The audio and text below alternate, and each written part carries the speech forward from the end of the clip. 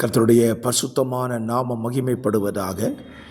ஆசீர்வாதமான ஒரு நல்ல காலை வேளையிலேயும் அனுதினமன்னா என்கிற வேத தியானத்தினால் உங்களை சந்திப்பதில் மிகுந்த சந்தோஷம்.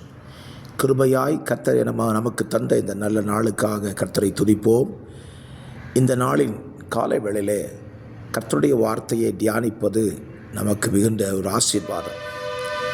இந்த நாளுக்கான கர்த்தருடைய வார்த்தையின் அதிகாரம் லேவியராகமம் 16ஆம் அதிகாரத்தை தியானத்திற்காக இந்த நாளிலே வாசியுங்கள், தியானியுங்கள்.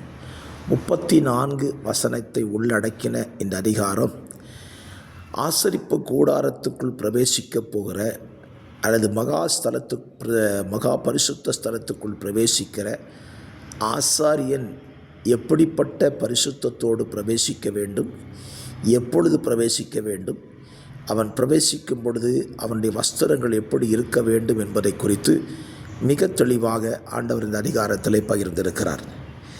இன்றைக்கு நம்முடைய சிந்தைக்காக 33ஆம் வசனத்தில் வாசிக்கிறேன். பரிசுத்த ஸ்தலத்துக்கும் ஆசரிப்பு கூடாரத்துக்கும் பலிபீடத்துக்கும் பிராயச்சித்தம் செய்து ஆசாரியருக்காகவும் சபையின் சகல ஜனங்களுக்காகவும் பாவ நிவர்த்தி செய்ய கடவன். கர்த்தருடைய ஆலயத்துக்குள் நாம் பிரவேசிக்கும் பொழுது எந்த அளவுக்கு பரிசுத்தத்தை காத்துக்கொள்ள வேண்டும் என்பதைத்தான் இந்த அதிகாரம் நமக்கு போதிக்கிறது. இன்றைக்கும் தேவாலயத்துக்குள் நுழைகிற நம்ம வாழ்க்கையை நாம் சற்று கவனிக்கலாம். தேவாலயத்துக்குள் நாம் நுழையும் போது பரிசுத்தத்தோடு கூட நுழைகிறோமா, பரிசுத்தம் இல்லாமல் நுழைகிறோமா என்பதை நாம் கவனிக்க வேண்டும். எங்கேயோ ஒரு ஃபங்க்ஷன் வீட்டுக்கு போகிற மாதிரி நம்ம தேவாலயத்துக்கு வந்துடக்கூடாது. தேவாலயத்துக்கென்றே ஒரு பரிசுத்தம் இருக்கிறது. ஆலயத்துக்குள் பிரவேசிக்க வருகிறவர்கள் கால்களிலே பாதரட்சியை அணிந்து கொண்டு உள்ளே வரக்கூடாது. ஆலயத்துக்குள் பிரவேசிக்கிறவர்கள் தேவ சத்தத்தை மாத்திரம் கேட்க வேண்டும், மனுஷ சத்தங்களை கேட்கக்கூடாது. அதாவது செல்போனின் சத்தங்கள் ஆலயத்துக்குள்ளே கேட்கக்கூடாது. தேவாலயத்தில் பிரவேசிக்கிறவர்கள் தேவ பயத்தோடு தேவனை தொழுது கொள்ள வேண்டும். இதையெல்லாம் தேவன் நமக்கு ஏற்கனவே போதித்திருக்கிறார்.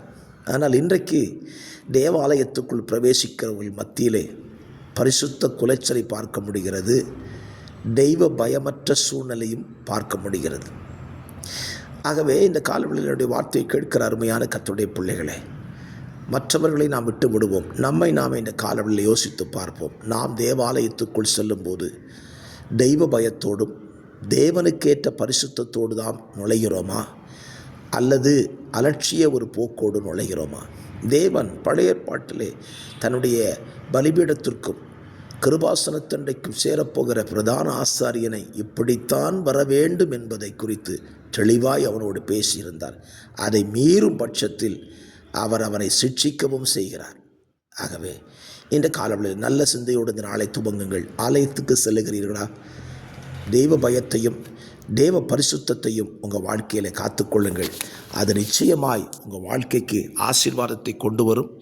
தேவனும் அதில் பிரியப்படுவார் என்பதில் சந்தேகமே இல்லை. இந்த காலவெளியில் இந்த வசனத்துக்கு உங்களை அர்ப்பணியுங்கள்.